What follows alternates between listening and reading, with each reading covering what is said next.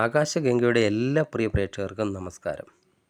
തുലാക്കൂറുകാരായ അതായത് ചിത്രയുടെ അവസാനത്തെ പകുതി, ചോതി, വിശാഖത്തിൻ്റെ ആദ്യ മുക്കാൽ ഭാഗം വരുന്ന നക്ഷത്രക്കാരെ കഴിഞ്ഞ കുറച്ച് നാളായിട്ട് ജീവിതത്തിൽ പലവിധത്തിലുള്ള അസ്ഥിരതകളും പ്രതിസന്ധികളും ഒക്കെ അനുഭവിച്ചായിരിക്കും മുന്നോട്ട് പോയിക്കൊണ്ടിരിക്കുന്നത്.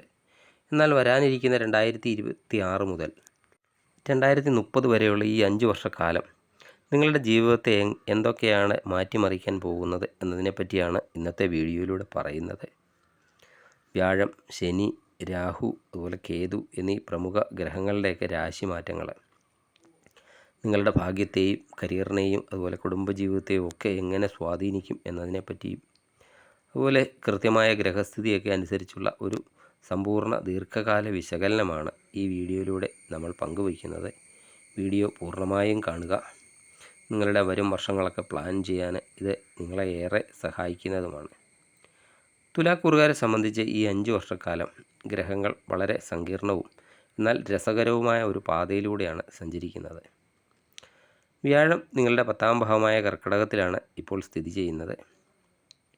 അതുപോലെ 11ാം ഭാവമായ ചിങ്ങത്തിലും 12ാം ഭാവമായ കന്നിയിലും ഒടുവിൽ നിങ്ങളുടെ സ്വന്തം രാശിയായ തുലാത്തിലും മാറി മാറി ഈ 2026 2030 ഇടയ്ക്ക് സഞ്ചരിക്കും. ഒടുവിൽ 2030 ആകുമ്പോൾ അത് വൃശ്ചികത്തിലേക്കും എത്തുന്നതാണ്. ശനി 2027 ജൂൺ വരെ നിങ്ങളുടെ 6ാം ഭാവമായ മീനത്തിലും തുടർന്ന് 7ാം ഭാവമായ മേടത്തിലും 8ാം ഭാവമായ ഇടവത്തിലും സഞ്ചരിക്കുന്നുണ്ട്. അതുപോലെ രാഹുകേതുക്കൾ 4-10 ഭാവങ്ങളിൽ നിന്നും തുടങ്ങി 3-9 ഭാവങ്ങളിലേക്കും മാറി മാറി സഞ്ചരിക്കുന്നുണ്ട്. ഈ മാറ്റങ്ങൾ ഓരോ വർഷവും നിങ്ങൾക്ക് എന്താണ് കരുതുന്നതെന്ന് നമുക്ക് വിശദമായിട്ട് നോക്കാം. നമുക്ക് 2026 നിന്ന് തന്നെ തുടങ്ങാം. 2026 ജൂൺ 2 വ്യാഴം നിങ്ങളുടെ 10ാം ഭാവമായ കർക്കിടകത്തിലേക്ക് പ്രവേശിച്ചിരിക്കുകയാണ്. 10ൽ വ്യാഴം വന്നാൽ പദവി ചലനം എന്നാണ് പൊതുവെ പറയുക. എങ്കിലും വ്യാഴം ഇപ്പോൾ ഉച്ചസ്ഥനായതുകൊണ്ട് പൂർണ്ണമായ ദോഷമൊന്നും ചെയ്യില്ല. ഒക്ടോബർ 31 വരെ ഈ സ്ഥിതി തുടരുകയും ചെയ്യുന്നതാണ്. തൊഴിൽ രംഗത്ത് ചില സ്ഥലമാറ്റങ്ങളോ അല്ലെങ്കിൽ ഉത്തരവാദിത്ത മാറ്റങ്ങളോ ഒക്കെ ഈ സമയത്ത് പ്രതീക്ഷിക്കാവുന്നതാണ്. എന്നാൽ ഒക്ടോബർ 31 മുതൽ 2027 ജനുവരി വരെ വ്യാഴം നിങ്ങളുടെ 11ാം ഭാവമായ ചിങ്ങത്തിലേക്ക് മാറുന്നത് വഴി നിങ്ങൾക്ക് വലിയ സാമ്പത്തിക നേട്ടങ്ങൾക്കും വഴി തുറക്കുന്നതാണ്. ഈ വർഷം ശനി നിങ്ങളുടെ 6ാം ഭാവമായ മീനത്തിലാണ് നിൽക്കുന്നത്. ഇത് നിങ്ങളുടെ ശത്രുക്കളുടെയൊക്കെ നാശത്തിനും നിങ്ങളുടെ കടബാധ്യതകളൊക്കെ ഒരു പരിധി വരെ കുറയ്ക്കുന്നതിനും സഹായിക്കുന്നതാണ്. എന്നാൽ 2026 ഡിസംബർ 5 രാഹുകേതു മാറ്റം വളരെയധികം ശ്രദ്ധേയമാണ്. രാഹു 4ാം ഭാവമായ മകരത്തിലേക്കും കേതു 10ാം ഭാവമായ കർക്കിടകത്തിലേക്കും വരുന്നുണ്ട്. ഇത് അമ്മയുടെയൊക്കെ ആരോഗ്യകാര്യങ്ങളിൽ കൂടുതൽ ശ്രദ്ധ വേണമെന്ന് ഓർമ്മിപ്പിക്കുന്നു. വീട് മാറ്റത്തിനോ വാഹനങ്ങൾ വാങ്ങാനോ ഒക്കെയുള്ള യോഗം ഈ കാലയളവിൽ കാണുന്നുമുണ്ട്. 2027 വർഷം തുലാക്കൂറുകാർക്ക് വലിയ ചില പരീക്ഷണങ്ങളുടെയും ഒപ്പം ഭാഗ്യങ്ങളുടെയും കാലമാണ്. വ്യാഴം 2027 ജൂൺ 25 വരെ വീണ്ടും കർക്കിടകത്തിലും അതിനുശേഷം നവംബർ 26 വരെ ചിങ്ങൻ രാശിയിലുമാണ്. അതായത് വർഷത്തിൻ്റെ പകുതിക്ക് ശേഷം നിങ്ങളുടെ 11ാം ഭാവത്തിലെ വ്യാഴം നിങ്ങൾക്ക് വലിയ ഭാഗ്യങ്ങൾ തരും. മുടങ്ങിക്കിടന്ന വിവാഹ കാര്യങ്ങളൊക്കെ നടക്കാനും അതുപോലെ സന്താന ഭാഗ്യത്തിനുമൊക്കെ യോഗമുണ്ട്. പുതിയ വരുമാന സ്രോതസ്സുകളൊക്കെ തുറക്കാനും ഈ ജൂണിന് ശേഷമുള്ള കാലം ഉത്തമമാണ്. 2027 ജൂണിന് ശേഷം. പക്ഷേ ഈ സമയം ശനിയുടെ മാറ്റം നമ്മൾ ശ്രദ്ധിക്കേണ്ടതാണ്. 2027 ജൂൺ മുതൽ 2028 ഫെബ്രുവരി വരെ ശനി മീനം മേടൻ രാശികളിലായി സന്ധിമാറ്റങ്ങളൊക്കെ നടത്തുന്നുണ്ട്. ജൂണിൽ ശനി 7ാം ഭാവമായ മേടത്തിലേക്ക് കടക്കുന്നത് കണ്ടകശനിയുടെ ഒരു തുടക്കമാണ്. പങ്കാളിയുമായിട്ടൊക്കെ എന്തെങ്കിലും അഭിപ്രായ വ്യത്യാസങ്ങളൊക്കെ ഈ സമയത്തുണ്ടാകാം.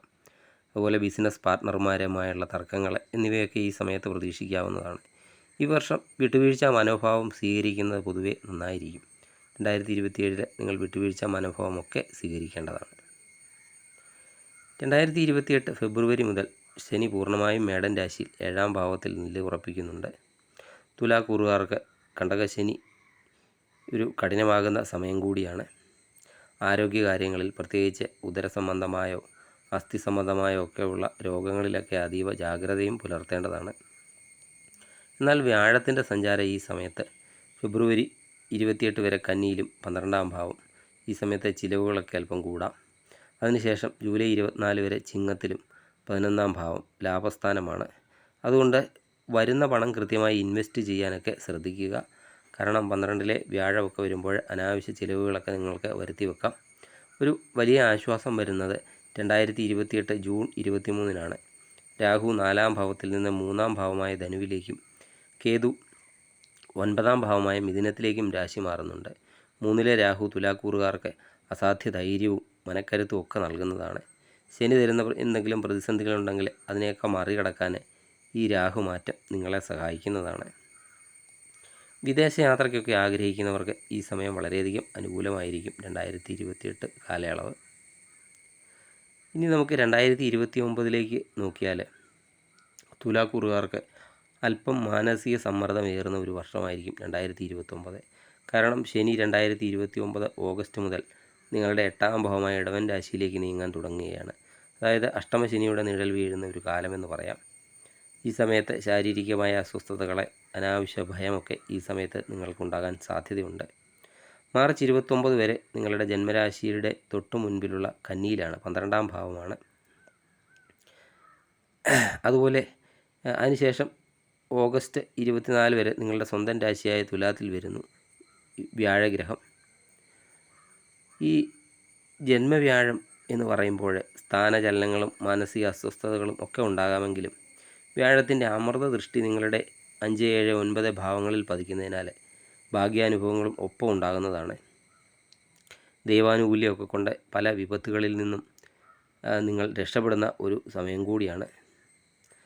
ഈ വർഷത്തെ രാഹുകേതു മാറ്റം 2029, അതായത് രാഹു ധനുവിൽ നിന്ന് വൃശ്ചികത്തിലേക്കും കേതു മിഥുനത്തിൽ നിന്ന് ഇടവത്തിലേക്കും മാറുന്നത് സാമ്പത്തിക ഇടപാടുകളിൽ കൂടുതൽ സൂക്ഷ്മത പുലർത്തണം എന്നാണ് സൂചിപ്പിക്കുന്നത്.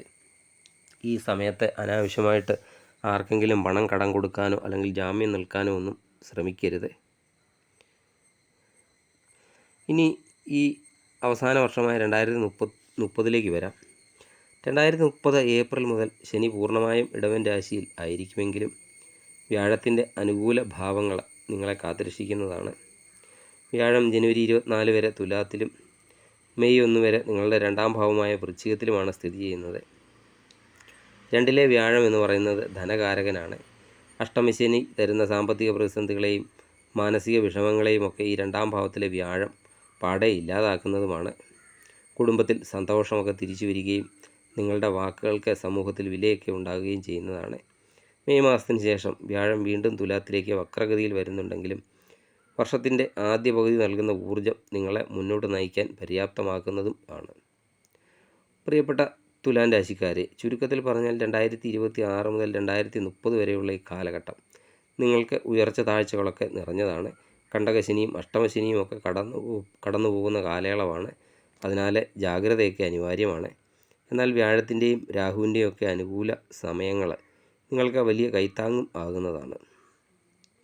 ഈ കാലയളവിൽ നിങ്ങൾ ചെയ്യേണ്ട ചെറിയ പരിഹാര മാർഗ്ഗങ്ങൾ ശനിയാഴ്ചകളിൽ ശാസ്താവിനെയോ ഹനുമാൻ സ്വാമിയെയോ ഒക്കെ ഭജിക്കുക. അതുപോലെ ശാസ്താവിനെ എള്ളുതിരി വഴിപാട് കഴിക്കുക, നീരാഞ്ജനം വഴിപാട് കഴിക്കുക എന്നിവയൊക്കെ വളരെയധികം നല്ലതാണ്. അതുപോലെ വ്യാഴാഴ്ചകളിൽ മഹാവിഷ്ണു ക്ഷേത്ര ദർശനം നടത്തുകയും വിഷ്ണു സഹസ്രനാമം ജപിക്കുകയും ഒക്കെ ചെയ്യുക. രാഹുദോഷ പരിഹാരത്തിനായിട്ട് നാഗദൈവങ്ങൾക്ക് 100 പാലും ഒക്കെ സമർപ്പിക്കുക. വിധിയിലൊക്കെ വിശ്വസിക്കുക, കർമ്മമൊക്കെ കൃത്യമായി ചെയ്യുക. ഈ 5 വർഷക്കാലം നിങ്ങളുടെ ജീവിതത്തെ കൂടുതൽ പക്വതയുള്ളതാക്കി മാറ്റുന്നു എന്നത് തീർച്ചയാണ്. ഈ ജ്യോതിഷ വിശകലനം നിങ്ങൾക്ക് ഉപകാരപ്രദമായെങ്കിൽ തീർച്ചയായും ലൈക്ക് ചെയ്യുക. അതുപോലെ നിങ്ങളുടെ സുഹൃത്തുക്കളിലേക്ക് ഷെയർ ചെയ്യുക. ചാനൽ ഇതുവരെ സബ്സ്ക്രൈബ് ചെയ്തിട്ടില്ലെങ്കിൽ ദയവായി സബ്സ്ക്രൈബ് ചെയ്ത് വീഡിയോ കാണുക. മറ്റൊരു രാശിഫലവുമായി വീണ്ടും കാണാം. നന്ദി, നമസ്കാരം.